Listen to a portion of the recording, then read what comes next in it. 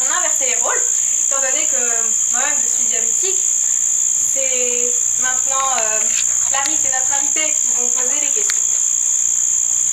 Donc nous voulons confronter en fait les réponses d'Aliénor à notre invitée pour voir si les personnes touchées du diabète de type 1 pensent toutes la même chose ou si leur vie est différente. Premièrement, vous êtes aussi atteinte de diabète de type 1. En savez-vous autant que notre invitée sur le sujet, ou plus? Alors, j'en sais autant, puisque quand on devient diabétique, la première chose qu'on fait à l'hôpital, c'est qu'on nous explique. Mais je pense que j'en sais plus avec les recherches qu'on a effectuées toutes les deux. Ok, donc la question principale, est-ce que pour vous c'est dur de vivre avec le diabète? Alors, pour moi, oui. En fait, je pense que je n'ai pas accepté la maladie, parce qu'elle est arrivée assez tard quand même, j'avais 8 ans. D'accord. Donc tout à l'heure, notre invité nous a expliqué le traitement à suivre quand on est diabétique de type 1. Et est-ce que vous suivez ce traitement comme il le faudrait? Alors non. Parce que moi, je suis sous poupin insuline et donc en fait, quand je fais les injections qu'on appelle les bonus, déjà je les oublie beaucoup et je pense que inconsciemment c'est une volonté. Et quand je les fais, on est censé calculer le nombre de portions qu'on mange, donc le nombre de grammes de sucre. Et ça je ne fais pas. Je mets une dose au hasard. Ensuite, pour contrôler la glycémie, ça je ne le fais quasiment jamais. Je pense qu'en 2 mois, j'ai dû le faire 3 fois, là, les 2 derniers mois. Du coup, je fais souvent des crises d'acétone, qui sont donc c'est quand on est en hyperglycémie.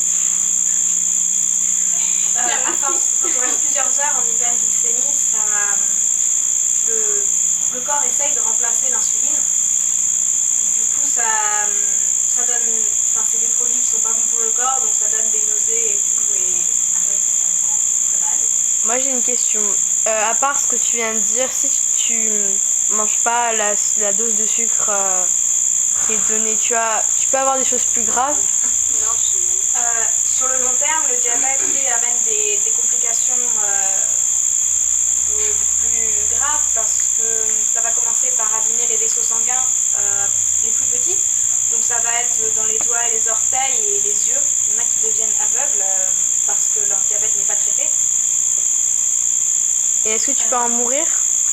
Et oui, les diabètes non traités sont mortels.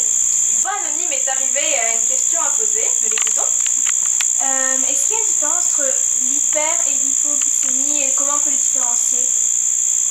L'hyperglycémie, c'est quand il y a trop de sucre dans le sang, alors que l'hypoglycémie, c'est quand il n'y en a pas assez. Donc l'hyperglycémie, on va avoir envie de boire, d'aller aux toilettes, et vomir. Oui, donc parfois la nausée, mais ça c'est en extrême. Moi c'est tout le temps, 1 gramme, 2 grammes, je me mets à vomir. Après ça dépend aussi, les personnes réagissent différemment. Alors que l'hypoglycémie, ça va être plutôt le manque de force, les mal de tête, parfois aussi même les nausées. Je sais que moi ça me... Voilà, les vertiges, ça me trouve de la... Et l'hypoglycémie, ça peut arriver à toutes les personnes, pas seulement aux diabétiques. Ouais, Alors, mais c'est pas la même chose. Mais quelqu'un de non diabétique qui fait une hypoglycémie, c'est quand il fait un gros effort physique sans avoir mangé avant, par exemple.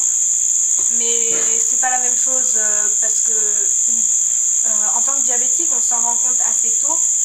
Et donc, parfois, on peut même à peine le sentir.